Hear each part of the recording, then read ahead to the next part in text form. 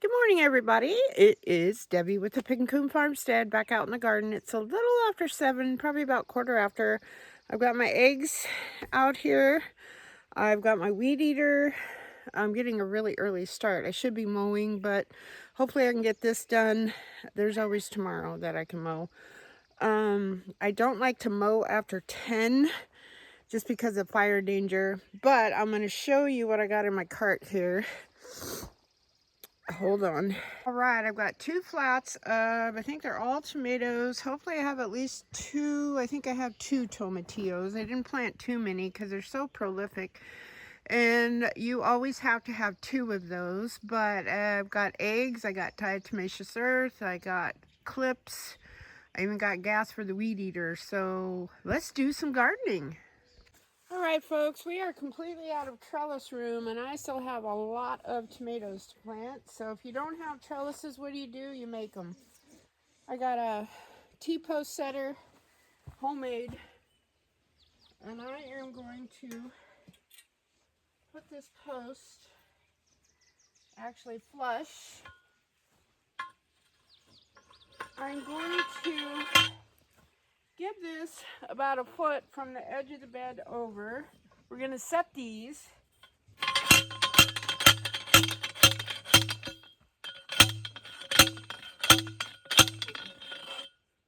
That's very sturdy. Now we have to go to the other side, do the same thing.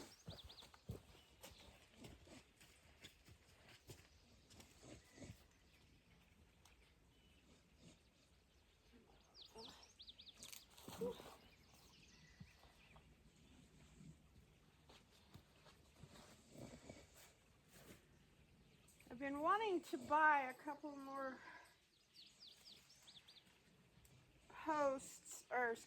panels, but I'm at the end of my budget for this year, so maybe after summer is over, they might go on sale, who knows. So we're going to do the same thing on the other side. If it's not totally even, that's totally okay.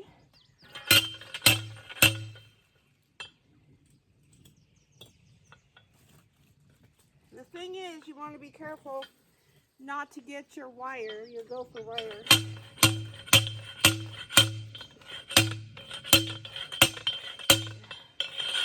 All right, bada bing, bada boom.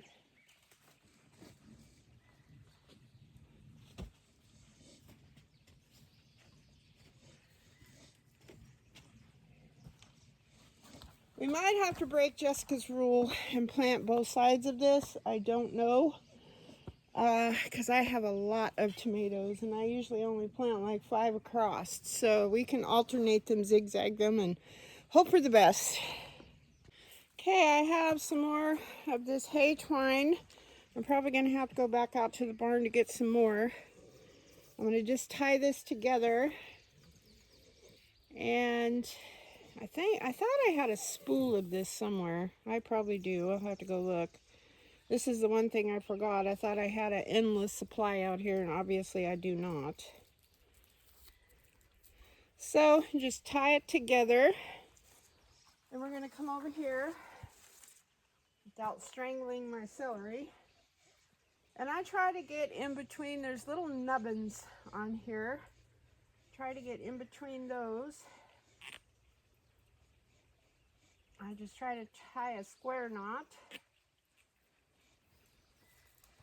And this, folks, is called improvisation. If you don't, you gotta start where you are and use what you have.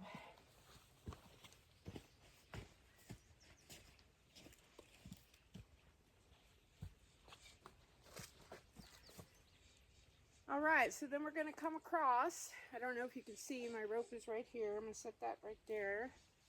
And we're gonna do the same thing over here and try to make it as tight as possible.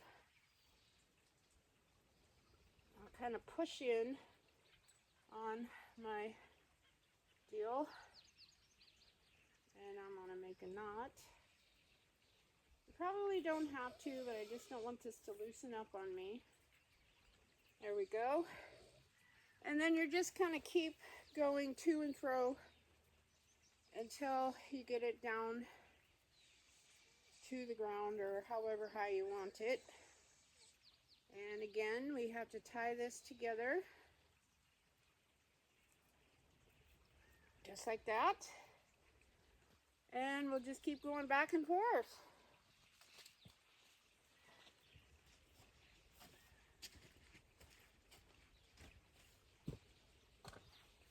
And I'm going to show you what it looks like when we're done. You get the idea. You don't need me to show you the whole thing in progress. Alright guys, so here we go. A little looser at the top, some are, but you get the point where it is. I can actually wrap this around another time, make it a little tighter. There we go. And it's pretty strong in the middle of the bottom, so this enough to give your tomatoes some support. So what we're going to do next is we are going to plant them on the opposite side over here. So I'm going to prepare the ground for that, grab my eggs and my tomatoes. Okay, so I have a nice deep hole, about as deep as I can get it without pushing through the wire on my bed. The soil is starting to look really nice in this bed. I'm excited about that.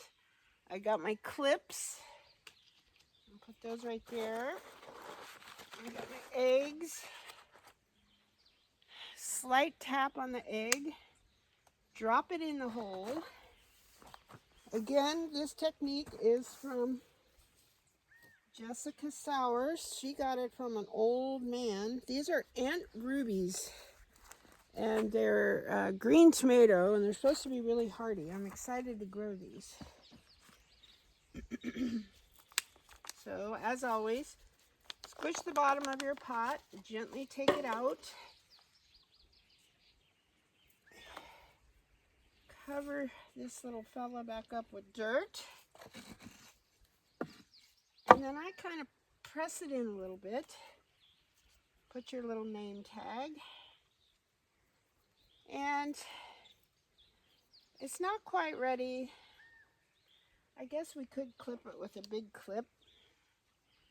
There, it's okay. It's kind of leaning, but that's okay. It'll give it some support in case the wind comes up. Then I'm going to make my next hole, and I like to do my little digger shovel, which is about 10 to 11 inches apart. And you're just going to repeat the process across your row. It's actually very, very simple. Very gratifying.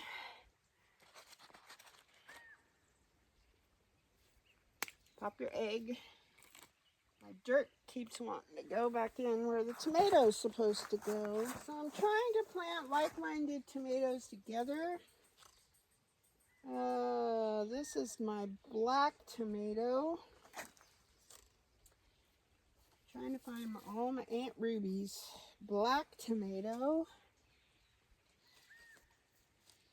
Come on, little fella. Some of them got a little bent. These are all black. Black. I grew a lot of those. Holy cow. That's a mortgage. Mortgage. Let's see. Bush tomato. Mortgage. Mortgage. I grew a lot of, oh, that's blush. Sorry, not bush. Those are little guys. I think they might be determinate. Oh, my little moonbeams. Well, I'm going to go over there and look. I've got more tomatoes. I want to see if I have any more Aunt Rubies. Found a couple more Aunt Rubies. I'm excited to grow these. I think I got my seeds from that company. I think it's called Siskiyou Seeds or what have you, when I was in Idaho. I'm excited to see how they do. And Siskiyou County, as you know, is not very far. That's up there where Mount Shasta is. go.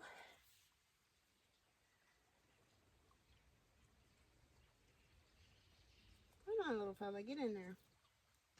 All right, I'm going to continue across. That one's not quite tall enough to use my little clips.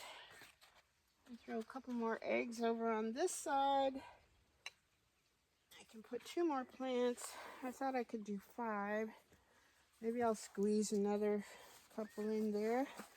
Okay, we'll be back when we get these done. Okay, so I had to make another tomato trellis. So I've got my first one here. I've got this one. These are both string trellises.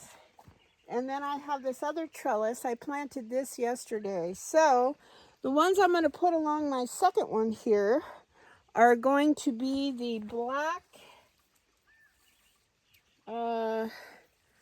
They look pretty sad, but once they get over shock, they'll be fine. Look at the new stuff coming out. They're called black from Tula. Tula, I don't know how you pronounce it. But you plant all your tomatoes exactly the same way. So I'm kind of excited to grow a black tomato. I've never grown a black tomato before. So down here we go. I've got 5 of them. I'm going to try to squeeze 5 in this little area here. I've got my marigold down in here. So we're going to try to put, I think I'll put 2 on this side and then maybe 3 on the other side. I know, again, I'm planting stuff too close together, but who knew that I would run out of room. Of course, this year I think I've grown more stuff I've never grown, which is kind of cool. More stuff than I've ever grown before. And when you plant from seeds like that, you don't really, you think about, okay, I need 4 of these, 3 of these, blah, blah, blah, blah, blah. Well, then when it comes time to plant things, you're like, oh, yeah. What I should do is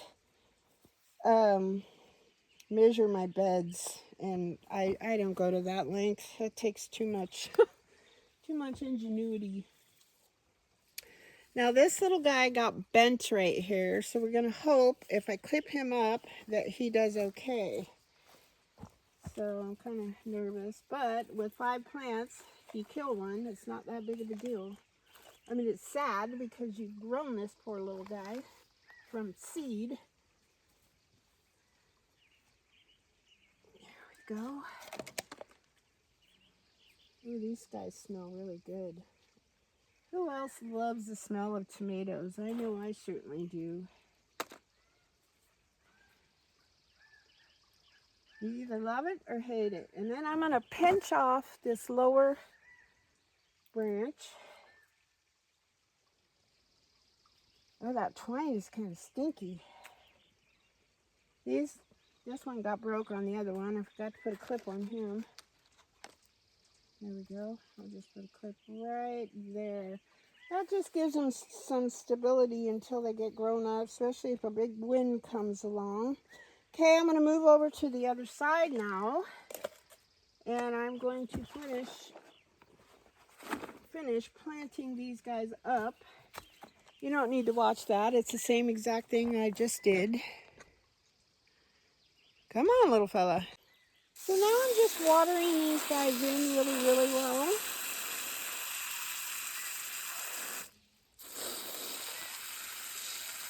And I used to dig the hole and then put water in the hole. And I think I'm going to go back to that. Even though it hasn't gotten really, really hot here yet. I mean, it gets in the low 70s. But my plants seem to suffer from transplant shock a lot less. You fill, what you do is if you haven't seen my videos, you fill the hole with water. You put your plant in there.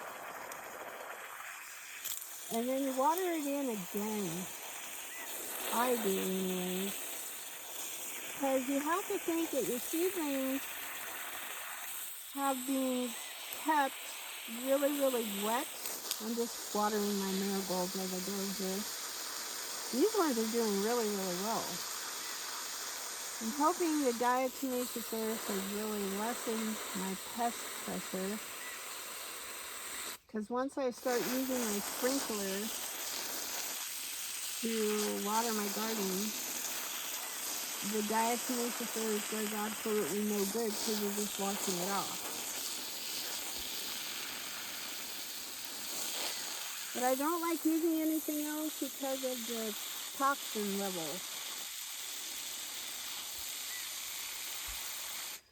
Okay, now what I do is I take my leftover pine straw, excuse me, from last year, and I put it around each plant. This helps keep the dirt moist. Oops, I'm kind of taking it away from my other stuff. And then I have some more I'll have to bring in for these guys, but you get the idea. And then once I get that all done, I water over the top of the pine straw. All right, so everything has ample amounts of pine straw around it. So then we're going to get the pine straw wet. This gives it a little extra oomph on the wetness.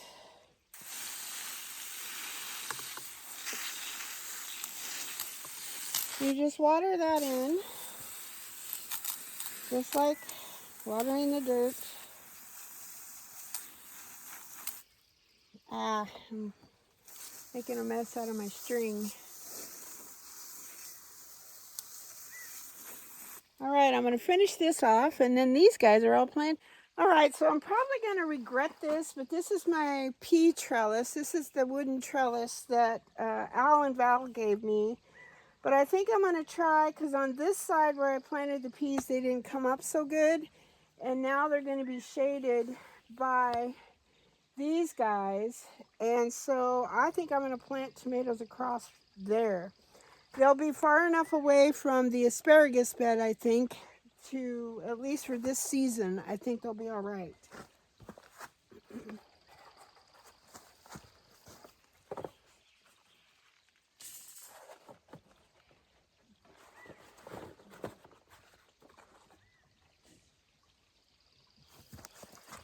All right, so put my egg in the hole.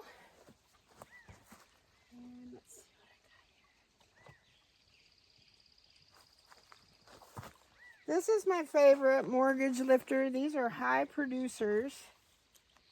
They make good sauce. They make good stewed tomatoes, and they're great in salads also. So that's what we're going to do with this guy. Hopefully we'll just plant them all the way across. Now, this one needs a hook, and this is just an extra. I'm going to clip it to this pea. I don't really have any string available to it, but I think, oh, this has a pea on it. Look at that. Ooh, I'm going to munch on that later. Gabby will love it. Okay, so then I'm going to go shovel width apart. I think right here, we're going to put another one. Well, I have some sad news, gardening news anyways. I just looked at my little tarragon over there, and the one seedling I had, and I doused that thing heavily with diatomaceous earth. So it makes me wonder if it's a squirrel or something that likes tarragon. I'm not really sure. So, yeah, I'm sad. So much for the tarragon. All right, let's grab another one. Let's see. It's got a little mortgage lifter.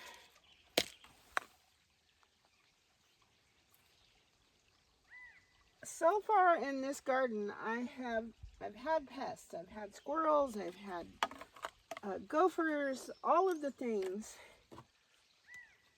But I have never had. I've always had bugs. I've had aphids. I've had the moths and different things. but I've never had pests this bad ever to where they're eating everything. And I'm wondering if it's because of using chicken manure. I don't know. See what you guys think. I use steer manure and chicken manure.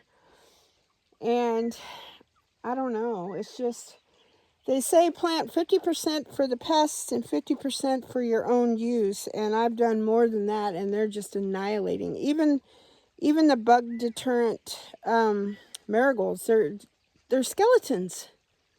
All right, so quick overview. We've got some tomatoes on this side of my pea trellis on the north side. Then over here, we made 2 string trellises with T-post and hay twine. More tomatoes over there. Tomatoes over there. These tomatoes were from, I think, yesterday or the day before. They're doing okay. Then I just planted 3 tomatillos, and I had one huge Oregon Spring tomato, and he's down on the end over there. Everything else is looking okay except for my poor tarragon. It got munched. And I think that's all I have for you today. I'm going to take a picture of that tomatillo bed. There we go. And maybe I'll take a photo of my beets. They're still hanging. Okay, that's all I have for you today. I hope the sun is shining where you are. Keep your hands dirty this time of year, guys. I hope you're happy, healthy, safe. And thank you so much, as always, for watching, subscribing. We are almost there. I think we are at 497. I already have my microphones ordered. Super, super excited. So you should be able to hear me a lot better. And God bless you all, and thank you, and I'll see you next time. Bye-bye.